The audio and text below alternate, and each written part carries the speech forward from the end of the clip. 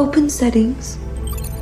Activate self-exploration mode. If one could get a bionic woman, this would probably be a man's dream, but if the price to buy her was to go bankrupt, would you still be willing to place the order? In 2035, the number of men on Earth far exceeded that of women. This led to the emergence of a large population of bachelors. Thus, tech companies seized the opportunity. They launched a bionic wife product. For just 98, men could take a beautiful wife home, because bionic people could not only do housework, but they could also go to bed. They could do everything, except have children. So when the product was first launched, all the men started purchasing it. Afterward, the company feared that users would grow tired of the two-person world. They specifically developed a bionic baby. The company's motto was that money is God. As long as you have money, the company could meet any of your needs. William was the company's top agent. Due to an accident, he lost his beloved wife. Seeing his recent low spirits, the company aimed to lift his spirits. To get him back to work, they customized a bionic person to resemble William's deceased wife. They specially designed a bionic person just for him. Moreover, they were very thoughtful. They added some sweet memories to the bionic person. The memories were all about the happy daily life of his late wife Amy and William. Overall, the bionic person was simply a replica of Amy. Then, under the guidance of the staff, William met his exclusive bionic person. His late wife reappeared before him. The longing in William's heart surged. This reminded him of the first time he met Amy. She was truly pure and beautiful. At the first glance of her, William completely fell for her. Then, William excitedly took the bionic person home. Open your eyes. William saw Amy booting up. He stepped forward and took her hand. He gazed at that familiar face. William desperately wanted to have a deep conversation with her, but the freshly manufactured bionic person had not yet adapted to her body. Even the most basic walking seemed awkward. William supported her. He took the opportunity to increase intimacy with Amy. Fortunately, Amy's programming was advanced. In half a day's time, she mastered various tasks. In the evening, William could no longer hold back. He was ready to test the bionic person's intimacy function. At this moment, he activated Amy's nighttime companionship feature. Those dull scenes probably wouldn't interest anyone, so let's skip ahead. Later, Amy went to the charging chamber to recharge. As she entered the room, she curiously looked at everything outside the window. Then, she opened the adjacent drawer. Inside the drawer was a notebook. She picked it up, saw it was William's diary, and placed it back in its original position, because bionic people were not allowed to look at their owner's belongings. At this moment, Amy realized that she should recharge immediately. Then, she lay down in the charging chamber. In charging mode, the bionic person would enter a dream space. This was a program set by the company for bionic people. Here, they could learn how to better serve their owners. The next morning, Amy cooked a delicious breakfast for William. William ate breakfast while watching the news reports. Since the bionic people were launched, many women had been cursing and protesting against the tech company. They believed that bionic people should not be designed like this. Women should not be slaves to please men. Bionic people should also have human rights. Meanwhile, the news mentioned recent cases of bionic people being stolen. Upon hearing this, Amy raised a question. Bionic people can only obey their owner's commands. If they are stolen, they won't listen to anyone else. So what do they steal bionic people for? William told her, these things are done by secret organizations to make money. They alter various data of the bionic people. Then they sell the reset bionic people on the black market. The company was very troubled by this matter, so they sent William to retrieve the bionic people. Soon, William finished his meal and rushed to work. To please her owner, Amy went to the dressing room, following the dream's instructions. She needed to dress up every day. On the other side, William arrived at the company and received the latest instructions. They had located the trading site of the secret organization, so they sent William to head there to retrieve the bionic people. Meanwhile, a bionic person at the trading site woke up, taking advantage of the absence of people around. She planned to sneak out of the villa, but as soon as she stepped out the door, she fell to the ground because the collar around her neck restricted her freedom. At this moment, William happened to find her. He unlocked her collar. William entered the villa to rescue the other bionic people. As soon as he entered the villa, he spotted a figure.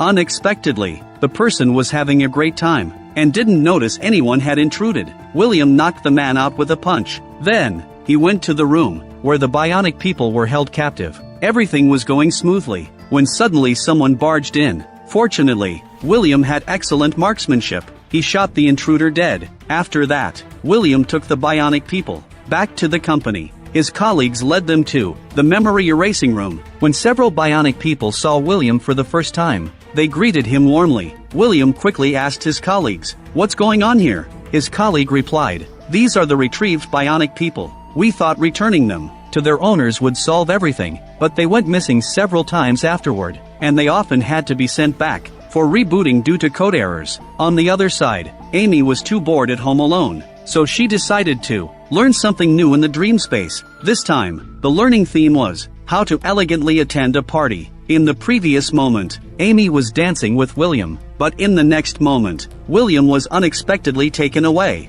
by another woman. The strangest part was that a masked man suddenly appeared at the party. Amy hurried over to him, but after handing her a card, the man left. Amy felt confused. Then she contacted the dream support team, but the customer service representative said no anomalies were detected. After hearing this, Amy asked the representative to pull up the knitting course. The next day, she knitted the pattern from the card into a pillow. She recalled the bicycle she had seen in the warehouse, so Amy rode the bike out. Everything outside was so beautiful. Amy felt cheerful and relaxed, but in the next second, she saw the woman who had caused her to fall. Amy angrily questioned her, "Why do you have to block the middle of the wide road?" The woman replied with something strange. She said, "Amy, you've fallen here many times before, but now, time is running out for both of us." Amy didn't understand what this meant. There had been too many strange occurrences lately. She went home and told William about these things. She took out the pillow she had knitted for him, but William wasn't as happy as she had imagined. His expression was serious. Then, he told Amy not to do these things for him. "Just being by my side is enough." After that, William recounted to her the story of their previous encounter. Amy listened with a look of happiness. Late at night, Amy went to the charging room. She began to read William's diary. It recorded the daily life of her and William. Amy fell into William's tenderness. To learn more about William, she chose to enter the dream space to relive their first meeting. However, when she entered the dream, she found that the person was not William at all, but the masked man from the party. Amy looked at the man with caution, but the man urged her to remember everything quickly. Immediately after, Amy argued with the person. Fortunately, William woke Amy just in time. Amy told him again about the strange things that had happened recently. William comforted Amy, telling her not to be afraid. Then, while Amy was asleep, William threw the pillow Amy had given him into the trash can. He hated this pillow very much. The next day, William had just left home when he received a mission. They had discovered a bionic person who had been on the run for many years. Now, she was hiding in a building. William needed to capture her and bring her back. He entered the building and spoke with the receptionist for a while. He told the receptionist, even if she changes her makeup and hairstyle, or even gets a job, those who know her will still recognize her. Upon hearing this, the receptionist was completely stunned. She realized he was there to capture her, but she didn't like her owner at all, so she begged William to let her go. William had a mission, and her owner had spent a lot of money to purchase her, so she had to return to her owner. When she heard the refusal, the bionic person didn't want to return to that cage. The next second, she jumped directly from the 18th floor. William was shocked at the sight. Although bionic people do not die, she actually exhibited a rebellious mindset and self-awareness. If this continued, one day she might even kill her owner. William quickly reported this matter to his boss. He suggested that they should temporarily halt the sale of bionic people. The boss thought William's idea was too extreme. After all, a machine forgets everything once it is reset. Moreover, bionic people bring substantial wealth to the company. Halting sales was out of the question. If he heard such talk again, he would be waiting to be fired. On the other side, Amy was cleaning at home. She discovered that someone had entered her home. It was Cindy, the one who had caused her to fall before. Amy told Cindy to leave. Cindy stated, "I'm a friend of the masked man. I'm here to help you find yourself. If you just meet the masked man once, you will remember everything." But Amy thought she wanted to abduct her. Cindy and the masked man must be members of a secret organization. The conversation between the two was unpleasant. After sending Cindy away, Amy went to the charging room. She began to read the diary again. The entries indicated that they had always been in love. For this reason, Amy was no longer confused by Cindy's words. She chose to continue believing in William. In the evening, William returned home and looked at the sofa. He found another pillow with a bird pattern on it. At this moment, Amy came over and told him she had knitted another one because the last one had gone missing, but he saw the pillow. William's face darkened the moment. Then, Amy informed him that Cindy had been there today. Upon hearing this, William quickly contacted his friend Baldy. After discussing it, they decided to enter Amy's dream to investigate. Soon, Baldy brought a pair of glasses. Through the glasses, they could see Amy's dream. They decided to find out who the masked man really was. This time, Amy's dream had a Halloween theme. She carefully entered an ancient castle. The masked man appeared again. This time, he directly removed his mask. Immediately after, the masked man pulled out an address. He said he wanted to meet her. William outside saw the entire process of the dream. He thought his wife was about to be taken away by someone. He quickly notified the company to capture the masked man. Little did he know, everything was a trap set by the masked man.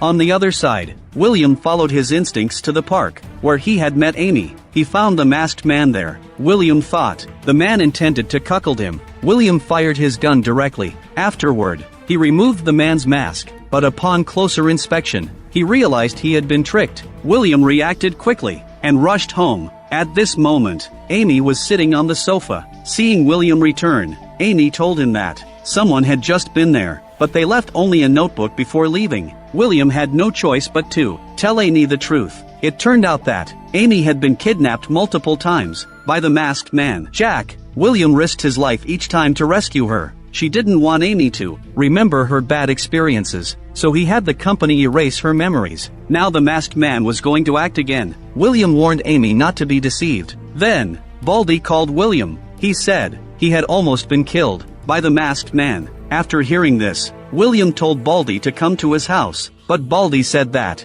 dreams couldn't be entered casually. One must also follow rules in dreams. If someone dies in a dream, the person in reality will never wake up. William said he was aware of that. He reminded Amy to wake up before her battery ran out. Then Baldy connected William to Amy's dream. In this space, William could finally communicate with the masked man. He acted intimately in front of the man. William gave Amy a command. He instructed her to run as far away as possible. Then, Amy followed the command and ran far away. With no worries, William decided to formally confront the masked man. Clearly, the masked man had no real strength. As an agent, William pinned the man to the ground and rubbed him in defeat. Meanwhile, Amy was running continuously until she ran into the party she had been to before, where she finally stopped. There were two people at the party. They kept telling her to quickly remember everything. She still hadn't figured out what they were trying to express. Suddenly, two people from the woods burst into the party. William stood up and saw that the area was full of people. He shouted for everyone to get out. Soon, only the two of them remained in the venue. They began to fight again. At this moment, Amy witnessed everything from behind. But as Amy's battery was about to run out, Baldy forcefully cut off the dream. After they woke up, William questioned why he had to come out. He could have killed the masked man immediately, but Baldy replied, "People who kill in dreams have to serve time." William stated that he didn't care. Everything is worth it for Amy. After tonight's events, William decided to take Amy to the company to erase her memories. After all, he doesn't want to be affected by the masked man. He didn't want their marital life to be disrupted. Amy pleaded with him not to do that, but William was resolute in his decision. The next day, he brought Amy to the company. Amy was taken into the memory erasing room. There were many bionic people in the room. They all seemed very happy. Amy asked them why they weren't afraid of losing their memories. The bionic people replied, "We have our own way. That is to store our memories in dreams. Humans can erase their memories, but they cannot change anything in the dreams." Amy wondered why everyone knew this method. A woman told Amy, "She have been here many times. No one has been here as many times as she have." Previously, they all revealed the method of saving memories. Now, Amy's dream should have stored many memories. Then, under the guidance of the Bionic people, Amy retrieved her memories. Meanwhile, it was time for Amy to have her memories erased. The staff didn't find it strange. After all, she had seen Amy the most times. What were my last words last time? I believe they were, "Fuck you." Soon, Amy was sent back to William just like before. The two repeated the previous scenario. Everything was going very smoothly. Suddenly, Baldy burst in. He stated that his bionic person had just given him a USB drive. He already knew the truth of the matter. Then, Baldy asked him why he had killed so many people. William realized that his actions had been exposed. He pulled out his gun and killed his longtime friend. At this moment, Amy, who had witnessed everything, stepped forward. She also asked him why he had killed so many people. William then realized that she had not had her memory erased at all. It turned out that Amy had previously been a member opposing the Bionic organization. Her job was to find supporters, and that was how William met this woman. But Amy had already gotten married. Her husband was the masked man Jack. In order to possess Amy, William abused his power to arrest the two of them. He took them to a remote area and cruelly killed Jack. Seeing this scene,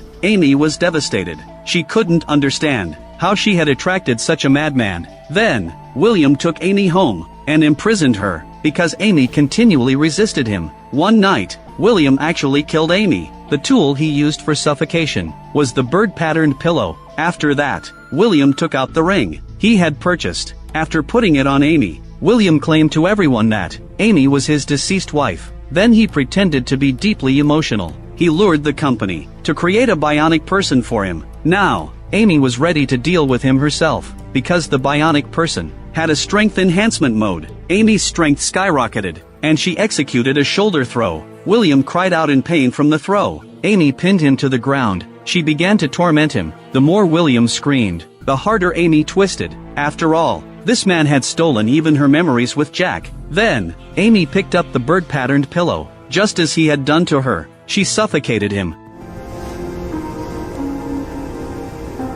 Finally, Amy arrived at the Bionic organization. In fact, everything was a trap set by them. Jack had long been dead at the hands of William. The reason they could still see Jack was that Cindy had disguised herself as him to deceive them. At this moment, Amy stood at the highest point of the organization again, because the method of storing memories in dreams was her idea. They intended to use this method to rescue all bionic people. Bionic people also need freedom and human rights. In the end, the tech company turned William into a bionic person. They used the excuse of the secret organization killing the employee Baldy. They publicly announced that they would definitely eradicate them. The film concluded at this point. The lead actress Convalis delivered an outstanding performance. She portrayed the bionic people's plight perfectly. Her beauty was even more captivating. She was like a real-life Barbie. Just looking at her was a delight. The overall plot had no standout moments. However, the themes were quite unique. The bionic people in the film sought human rights and initiated a rebellion. They even killed humans. This undoubtedly violated the laws of robots serving humans. Without the 3 laws of robotics to constrain them, everything became completely chaotic. Therefore, when humans create robots, they must pay attention to the safety of the robots. If you enjoy my channel, please give me a subscription.